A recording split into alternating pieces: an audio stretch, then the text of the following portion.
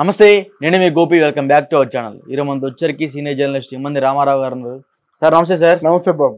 Sir ఏంది sir, గెలవక ముందే అసలు అందరూ అటు పిఠాపురంలో చూసుకుంటే పవన్ కళ్యాణ్ గారు స్టిక్కర్లు అందరూ బండిగా మాట్లాడించుకున్నారు. ఏమండి, పిఠాపురం ఎమ్మెల్యే గారి తాలూకా నేను, అదేవిధంగా వంగ గీత గారి ఫ్యాన్స్ ఏమో డిప్యూటీ సీఎం గారి తాలూకా ఆమె. సో అట్లా ఏంది గెలవక ముందు ఎంత రచ్చ? ఇది ఒక చారిత్రాత్మకమైన ఎన్నిక అండి. ఓకే, ఒకటి అంటే రేపు వంగ గీత గెలవదు, అక్కడ ఉండేది పవన్ కళ్యాణ్ గారి తాలూకా ఉంటుంది. అంటే విశ్లేషకులు అందరూ వంగ గీత గెలుస్తా అంటున్నారు. విశ్లేషకులు వాళ్ళ దృష్టిలో వంగ గీత గెలవచ్చు, నా దృష్టిలో పవన్ కళ్యాణ్ గెలుస్తాడు. తీరా కౌంటింగ్ లో ఫలితాలు వచ్చిన తర్వాత ఎవరి విశ్లేషణ కరెక్టో, ఎవరి అంచనా కరెక్టో అని ఆలోచిస్తారు. ప్రజలే నిర్ణయించుకుంటారు. నా విశ్లేషణలో లక్షలు వస్తాయని చెప్పడం లేదు. ఇంత భారీ ఎత్తున ప్రేమ అభిమానం దేశ విదేశాల నుంచి వచ్చినప్పుడు ఇప్పుడు కానీ పవన్ కళ్యాణ్ గెలవకపోయినట్టయితే ఆ జీవితంలో ఎప్పుడూ గెలవలేడు. రాజకీయాలు వదిలేయడం మంచిది. ఎక్కడండి, ఇండియాలో ఉన్న వాళ్ళందరూ వచ్చేసారు, విదేశాల నుంచి వచ్చేసారు. అవి అంటే మన సౌత్ కంట్రీస్ నుంచి వచ్చేసారు. జపాన్, సింగపూర్, జర్మనీ ఒకళ్ళు వచ్చారు కొంతమంది. వాళ్ళు చుట్టుపక్కల పండగ వాతావరణం నెలకొంది. అక్కడ కాకినాడ హోటల్స్ అన్ని నిండిపోయినాయి. పిఠాపురం ఏ ముహూర్తాన పవన్ కళ్యాణ్ అడుగు పెట్టాడు. పిఠాపురం ఓ టౌన్ లాగా అయిపోయింది. అక్కడ అమ్మకాలు పెరిగిపోతున్నాయి. అసలు పిఠాపురం లాడ్జీల్లోకి ఎవడైనా వెళ్ళాడా? ఏగలు వెళ్ళాయి కావు. అలాంటి ఎవరు వెళ్తారండి పిఠాపురంలో లాడ్జీల్లోకి? తెలిసిన వాళ్ళు ఇంటిలోకి వెళ్ళిపోతారు అంతే. అందువలన కేవలం మడత మంచాలు తీసుకుంటారు, చేపలు తీసుకుంటారు, అంతేగాని లాడ్జీలు, ఏసీ లాడ్జీలు అంటే మొత్తం పిఠాపురం అంతా చాలా కన్నులు పండుగలా కనిపిస్తుందండి. అది వాళ్ళకి బాగా పట్టేసింది పిఠాపురానికి. ఈయన రాబట్టే కదా పిఠాపురం ఇంత కలకల్లాడుతుంది. అసలు పిఠాపురం అంటే ఏంటి? ఆ కాకినాడ తర్వాత పిఠాపురం అంటమాట, అంతే, పేరు లేదు. ఇప్పుడు పిఠాపురం అంటే పవన్ కళ్యాణ్ పోటీ చేసినటువంటి ప్రాంతం అయిపోయింది. ఇప్పుడు పిఠాపురం వల్ల పవన్ కళ్యాణ్ బాగుపడతాడు, పవన్ కళ్యాణ్ వల్ల పిఠాపురం బాగుపడుతుంది. వాళ్ళ కోరికలు చిన్న చిన్న ఈ మత్స్యకారుల కోరికలు ఒకటి, అక్కడేవో అంటే టూరిజం స్పాట్గా డెవలప్ చేయాలని, టూరిజం అక్కడ పెద్ద యూనివర్సిటీ కూడా పెట్టాలని ఆలోచనతో ఉంది.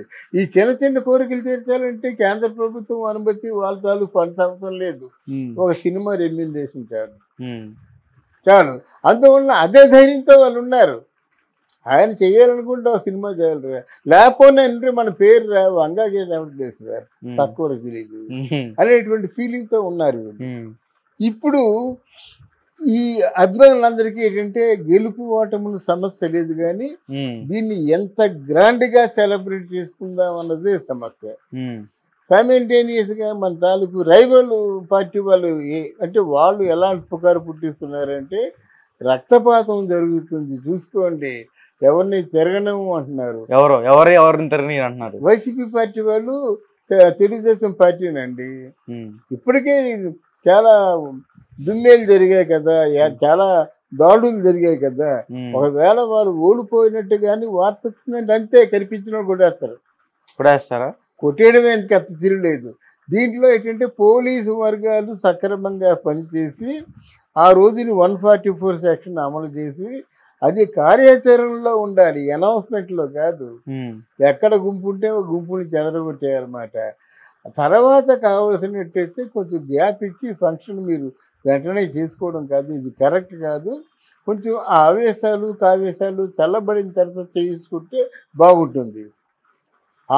ఆ తాలూకు సమయం అదని అనుకొని వీళ్ళు పార్టీలు చేసుకొని సంబరాలు చేసుకుంటే మాత్రం కొంత అంటే అభిప్రాయ భేదాలతో ఉన్నటువంటి పార్టీ వర్గాలు మాత్రం కొంత రక్తపాతాన్ని సృష్టించవచ్చు. అంటే చావులే ఉంటాయి, అది అందరూ ఎక్స్పెక్ట్ చేసింది. ఇక్కడ ఏంటంటే రాష్ట్రం మొత్తం ఉంటాయి, కేవలం పిఠాపురంలో ఉంటాయి, మాచర్లలో ఉంటాయి, చంద్రగిరిలో ఉంటాయి. అంటే ఏం లేదు, అంతకుముందు అక్కడ రక్తపాతం మాచర్లలో ఉంది, పిఠాపురంలో ఉంది, అక్కడ చంద్రగిరిలో ఉంది, నరసరావుపేట. జనాలు ఇవన్నీ చిన్న చిన్నవి.